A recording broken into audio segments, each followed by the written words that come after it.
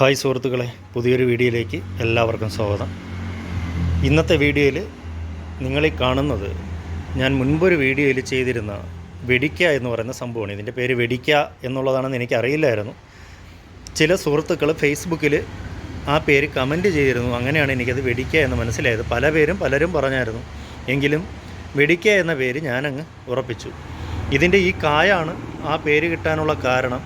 ഈ കായ ഇത് നല്ല പഴുക്കുമ്പോൾ നന്നായിട്ട് കറക്കും. ഈ സാധനം നമ്മൾ ചെറുതിലെ നമ്മുടെ കുട്ടിക്കാലത്തൊക്കെ നാക്കിൽ വെച്ചും വെള്ളത്തിലൊക്കെ ഇട്ട് പൊട്ടിക്കുമായിരുന്നു. അപ്പോൾ ആ സംഭവങ്ങളൊക്കെ ഞാനിത് അന്ന് ഫേസ്ബുക്കിൽ ഷെയർ ചെയ്തിട്ടുണ്ടായിരുന്നു. ഒരുപാട് പേര് കമൻറ്റ് ചെയ്തിട്ടുണ്ടായിരുന്നു. അപ്പം ഇതിൻ്റെ പക്ഷേ ആ ഒരു ഭംഗിയൊക്കെ അങ്ങ് ചെടിച്ചട്ടിയിലേക്ക് ഞാൻ മാറ്റിയപ്പോൾ നഷ്ടപ്പെട്ടായിരുന്നു കേട്ടോ. ഇത് ചെടിച്ചട്ടിയിലേക്ക് മാറ്റിയപ്പോൾ പൂവുകളെല്ലാം തൊഴിഞ്ഞു പോയി. പിന്നെ ഞാൻ കുറേ ഭാഗം വെട്ടിക്കളയുകയും ചെയ്തു. കാരണം ഇതിലേക്ക് മാറ്റിയപ്പോഴുണ്ടായ ഒരു ചെറിയൊരു ക്ഷീണം മാറാൻ വേണ്ടി, ഇത് കുറച്ചുകൂടി നല്ല ബെറ്ററായിട്ട് വളരാൻ വേണ്ടിയിട്ടാണ് കട്ട് ചെയ്ത് കളഞ്ഞത്. അപ്പോൾ ഇതിന് നന്നായിട്ട് വളർന്ന് വരുമായിരിക്കാം. വളർന്ന് വന്നതിന് ശേഷം ഇതിൻ്റെ ഒരു വീഡിയോ എടുത്ത് ഞാൻ ഷെയർ ചെയ്യാം. ശരിക്കും ഇന്ന് ഈ വെടിക്കായ കാണിക്കാൻ വേണ്ടിയിട്ടല്ല ഇന്നത്തെ വീഡിയോ ചെയ്തത്. അതിൻ്റെ തൊട്ടപ്പുറത്ത് പുതിയൊരു അതിഥി വന്നിട്ടുണ്ട്. അപ്പോൾ ഈ ആശാനെ കാണിക്കാൻ വേണ്ടിയിട്ടാണ് ഇന്നത്തെ വീഡിയോ. ഇതും എനിക്ക് വെടിക്കാൻ നിന്നതിൻ്റെ തൊട്ടടുത്തായിട്ട് നിന്ന് കിട്ടിയതാണ്. പക്ഷേ എന്നാൽ വെടിക്ക പറിച്ച സമയത്ത് ഇതിനെ ഞാൻ ശ്രദ്ധിച്ചിരുന്നില്ല. ഇത് വളരെ കുഞ്ഞു സൈസിലുള്ളൊരു സംഭവമാണ്. എനിക്ക് ഇതിൻ്റെ ഈ പൂക്കളുടെ ഭംഗി കണ്ടിട്ടാണ് ഇത് ഞാൻ എടുത്തത്. ആകർഷകമായ ഭംഗിയാണ്, അസാധ്യമായ ഭംഗി. ഞാൻ ഈ വീഡിയോയിൽ കാണിക്കുമ്പോൾ നിങ്ങൾക്ക് ഇതിൻ്റെ പൂക്കളുടെ ഭംഗി എത്രത്തോളം മനസ്സിലാക്കാൻ കഴിയുമെന്ന് ഇഷ്ടപ്പെടുന്നതെന്ന് എനിക്കറിയില്ല.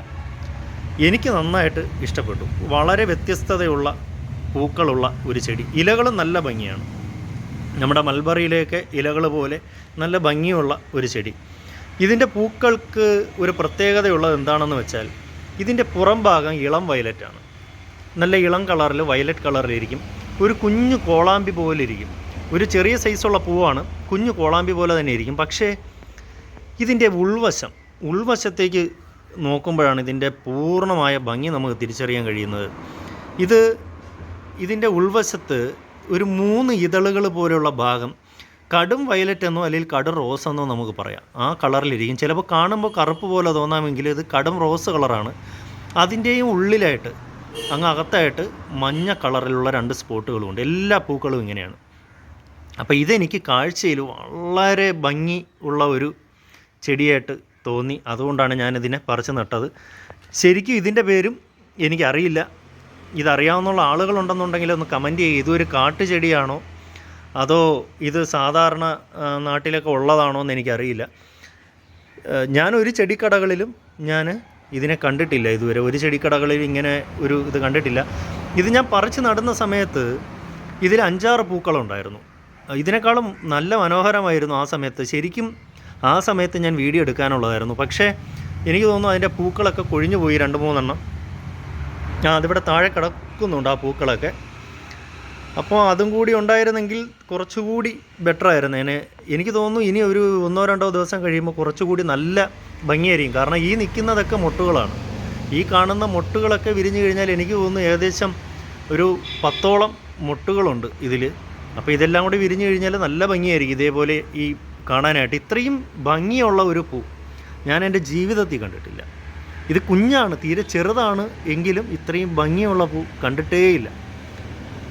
അപ്പോൾ അതാണ് ഇതൊക്കെ കിട്ടിയ സ്ഥലം എന്ന് പറയുന്നത്. ഇതാ ഈ ഭാഗത്താണ്, ഞങ്ങളുടെ ഈ മുറ്റത്ത്. ഇവിടെ ഈ കാട് പോലെ കിടക്കുന്ന ഈ സ്ഥലത്തു നിന്നാണ് എനിക്ക് കിട്ടിയത്. ഇവിടുന്ന് ഇതിൻ്റെ വേറെ ഒരു ഐറ്റവും കിട്ടിയില്ല കേട്ടോ. ഇതിൻ്റെ ഈ ഒരൊറ്റ പീസ് മാത്രമായിരുന്നു, വേറെ ഒന്നും ഇല്ലായിരുന്നു. അപ്പോൾ അങ്ങനെ ഈ സാധനം ഞാൻ ഇങ്ങോട്ട് പറിച്ച് നട്ടു. അപ്പോൾ ഇത് നിങ്ങളുടെയൊക്കെ വീട്ടിലുള്ളതാണെങ്കിൽ അല്ലെങ്കിൽ നിങ്ങൾക്ക് പരിചയമുള്ള ചെടിയാണെന്നുണ്ടെങ്കിൽ നിങ്ങളിതിൻ്റെ പേരും മറ്റ് ഡീറ്റെയിൽസും ഒന്ന് കമൻറ്റ് ചെയ്താൽ വലിയ ഉപകാരമായിരുന്നു എന്നുള്ളതാണ്. അപ്പോൾ അടുത്തൊരു വീഡിയോ ആയിട്ട് കാണും വരെ എല്ലാവർക്കും ബൈ.